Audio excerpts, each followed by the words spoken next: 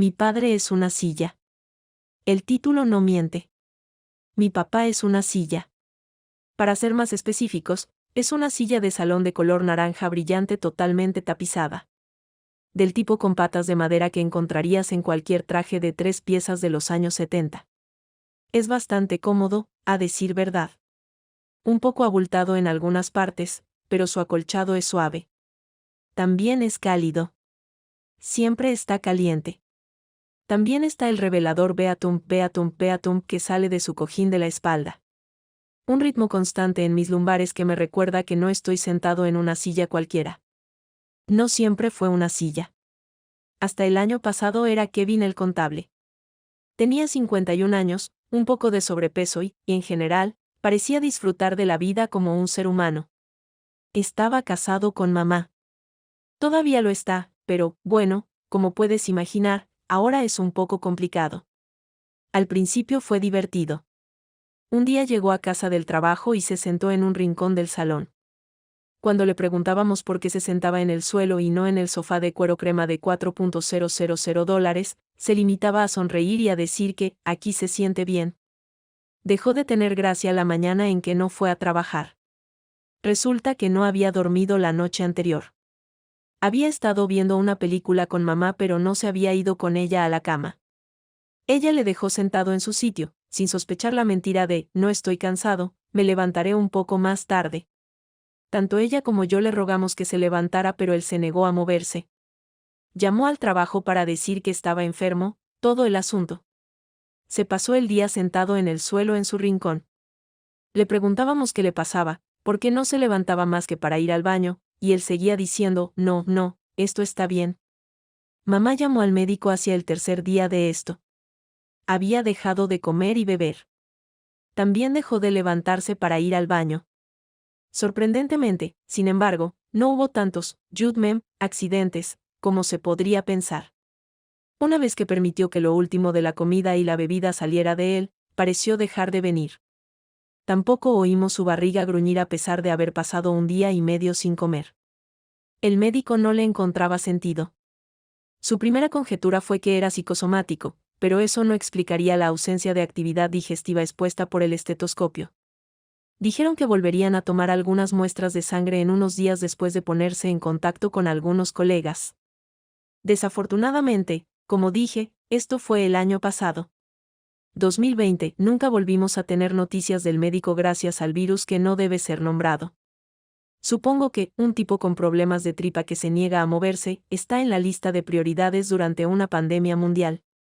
De alguna manera, mamá se las arregló para conseguir una baja por enfermedad de larga duración en la empresa de papá. Décadas de lealtad como empleada, combinadas con la asistencia de mamá a todas las barbacoas y partidos de softball de la empresa, ayudaron a que el señor Banner Frack se tragara la excusa de un problema estomacal inexplicable que requiere hospitalización. Nunca olvidaré esa llamada telefónica. En aquel momento, el hecho de que papá perdiera su trabajo era el peor escenario para ambos. Él siempre había sido el sostén de la familia. Ninguno de nosotros podría mantenerse sin él, perderíamos la casa en menos de un año. Papá no parecía demasiado perturbado por los frenéticos pasos de mamá, ni por las mentiras que le contaba al señor Banner Frack por teléfono. Se limitaba a mirar la pared con serenidad, con el trasero a medio metro de la alfombra, en equilibrio con las piernas dobladas y las manos apoyadas en el suelo detrás de él. Esa noche me dormí escuchando a mamá gritar a papá. Él nunca le devolvió los gritos. Empezamos a notar los cambios físicos unos días después. Fue entonces cuando nos dimos cuenta de que esto no era psicosomático. Desgraciadamente, nuestro médico de mierda, mejor oferta de seguro del mercado, no cogía el teléfono. Recibíamos correos electrónicos pasivo-agresivos en los que nos informaban de que estaban esperando la respuesta de los colegas, pero eso era todo. Esto no era bueno. Y menos cuando las articulaciones de los brazos y las piernas de papá se habían fusionado. La falta de bondad del silencio del médico se multiplicó por 1000 cuando, a la semana siguiente, enviamos fotos de las manos y los pies de papá que se desprendían como cáscaras de araña. ¿Cambió la respuesta? No. Recibimos un correo electrónico muy cortante sobre la escasez en las salas de la UCI y la crítica situación internacional. Los gritos de mamá con el jefe de medicina, al que exigió que le subieran la cadena telefónica para hablar, no cambiaron las cosas. Estábamos solos. Mamá pasaba todo el tiempo en la sala de estar con papá. La ayudaba a lavarlo, intentaba hacerle comer, le hablaba cuando se cansaba y se quedaba dormida en la alfombra. Cada día de esta rutina traía consigo nuevos cambios en el cuerpo de papá. Comenzó con sus extremidades, como probablemente puedas adivinar. Cuando se le caían las manos y los pies no había sangre. Se desprendían, con costra, secos y quebradizos. Incluso los huesos de los dedos de los pies y de las manos tenían la densidad y la consistencia de la piel muerta. Las muñecas y los tobillos que dejaron eran lisos y duros. Era difícil saber si estábamos viendo carne o hueso expuesto. La superficie oscura y brillante parecía mezclarse con su brazo normal en la base de los muñones. Esta decoloración subía cada día más por sus extremidades, y al poco tiempo me desperté para ver la cabeza y el torso de papá fundidos con las patas de la silla de madera que soportaban mi peso mientras escribía esto. Bueno, utilizo el término cabeza y torso de papá en el sentido más amplio posible. Cuando sus extremidades fueron sustituidas por completo, el resto de su cuerpo había sufrido una lenta y angustiosa transformación. Sus hombros, y los brazos unidos a ellos, descendían cada vez más. Encontraron su lugar de descanso final en la pelvis de papá, sentados directamente detrás de sus rígidas piernas. La zona del pecho que habían dejado atrás tenía sus propios problemas. Día tras día, el cuello de papá se retraía más hacia adentro. Tampoco se detuvo cuando su mandíbula se unió a la clavícula. La cabeza de papá se hundió en la caja torácica. Su rostro se aplanó a medida que el cráneo que lo sostenía se hundía, obligando a sus ojos a apuntar en direcciones opuestas. Finalmente, se deslizaron hacia abajo hasta donde antes estaban sus pezones, descansando vidriosos y vacíos sobre sus pectorales.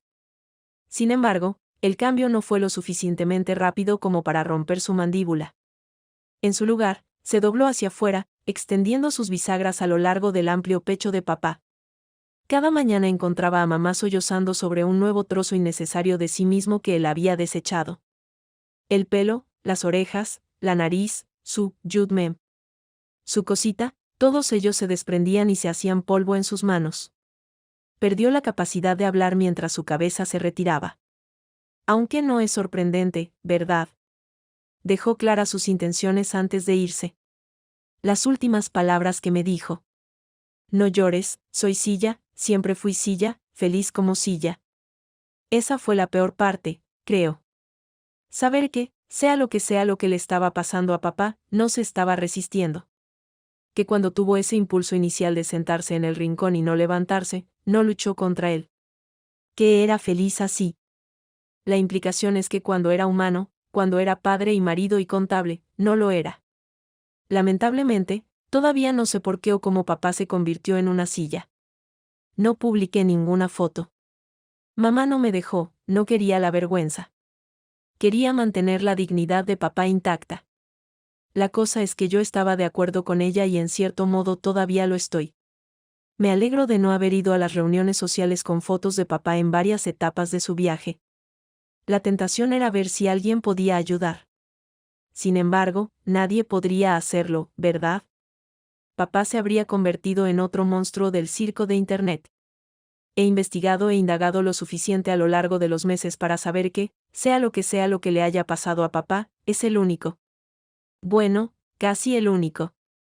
Los propios cambios de mamá empezaron más o menos en el momento en que la piel de papá se rehacía en tela naranja y sus ojos se habían endurecido en botones de plástico. Su cambio fue un poco diferente. Comenzó en su torso, estirándose día a día mientras permanecía en postura de cangrejo. Debo decir que hace un gran sofá. Su transformación puede haber sido un poco más penosa, pero el resultado final es mejor, lo siento papá, es lo que hay. Creo que lo peor de mamá fue el abatimiento. Papá estaba tan sereno mientras cambiaba. Mamá, sin embargo. Mamá no paraba de llorar. Sollozos silenciosos, lágrimas que cayeron durante unos días incluso después de que sus propios ojos se convirtieran en plástico plano. Pero no lloraba por el cambio, creo. Creo que era porque no podría ver lo hermosa que me veré cuando pase por mi propia metamorfosis. La cosa es que ahora lo entiendo. Papá tenía razón. Él era la silla. Mamá era el sofá. Yo soy mesa de café. Siempre lo fui. Al principio me asusté cuando me di cuenta. La verdad me golpeó como un piano caído del Empire State Building. Estaba fregando lo último que quedaba de la piel humana de mamá cuando me golpeó cada hueso de mi cuerpo equivocado, igual que debió hacer con papá y mamá. Me pasé toda esa noche sentada sobre papá, con las lágrimas cayendo por mis mejillas, mirando mi mancha. No quería que fuera verdad. Grité para que no lo fuera, más de una vez. Sin embargo, no podía negar los hechos que conocía en lo más profundo de mis huesos. Ese lugar, el espacio en la alfombra frente a la silla de papá y el sofá de mamá, es para mí. Es mío. El lugar al que pertenezco. A diferencia de papá, que aceptó felizmente, y de mamá, que lloró resignada, yo luché durante unos días. No soy como ellos, solo tengo 17 años. Tenía, sueños, ambiciones, metas. Quería ir a la universidad, sentar la cabeza, casarme con algún afortunado, ser madre. No estaba preparada para abandonar mi forma humana. Pasé mis noches rogando por más tiempo. Nada respondía. Los impulsos no disminuían, mi conciencia de la realidad ahora que las ilusiones habían sido barridas era demasiado grande. Cuando he dormido esta última semana, mis sueños han sido siempre los mismos. He soñado con la verdadera realidad, con cómo sé ahora que deben ser las cosas. Sueño que estoy en mi lugar, con mi cuerpo alargado y de madera y plano como es debido, como es correcto, como es natural. Tengo largos y dichosos sueños llenos de la sensación de tazas de cerámica caliente sobre mi mesa y una gruesa alfombra bajo mis 4 patas. No puedo luchar más contra ello. Voy a publicar esto aquí, pero también lo voy a imprimir para dejarlo como nota para los chicos de la mudanza. Quiero que tengan cuidado con nosotros cuando el banco embargue la casa y acabemos en el almacén. Por favor, manténganos juntos, si pueden. Somos un conjunto. La licencia por enfermedad de papá terminó hace meses. Como puedes imaginar, los avisos de ejecución hipotecaria se han ido acumulando. Dejé de preocuparme por la pila de correo bajo la puerta en el momento en que la caja torácica de mamá se partió y se aplastó contra su amplio respaldo tapizado de terciopelo a rayas. Hace días que no tengo hambre ni sed. Ni siquiera estoy segura de estar respirando ahora que lo pienso. Sigo teniendo miedo, pero he llegado a aceptar que las cosas tienen que ser así. No sé por qué, simplemente lo hacen. Tal vez sea una maldición, tal vez esta casa esté enterrada en algún sitio ritual antiguo, tal vez sea solo una anomalía de la física. ¿Quién sabe? Sea cual sea la razón, tengo que aguantarme y aceptar las cosas como son. Este cuerpo, esta masa ambulante de piel y huesos y trozos de carne que tanto quiero, no está bien. No es mío. Ya no estoy hecha para él. Una vez que publique esto e imprima la copia para los chicos de la mudanza, me pondré en mi sitio. Entonces solo será cuestión de cerrar los ojos y esperar. Ya siento que mis miembros se meten hacia adentro, que los muslos y los brazos se deslizan hacia donde se encontrarán en mi ombligo dentro de unos días. Siento un tirón en la parte posterior de las rodillas, donde se doblarán sobre sí mismas, y los 20 dedos de las manos y de los pies se multiplican con cada hora que pasa. ¿Me arrepiento de algo? De miles. Hay tantas cosas que nunca podré hacer, ver, ir, ser. Sin embargo, no puedo esconderme de la verdad.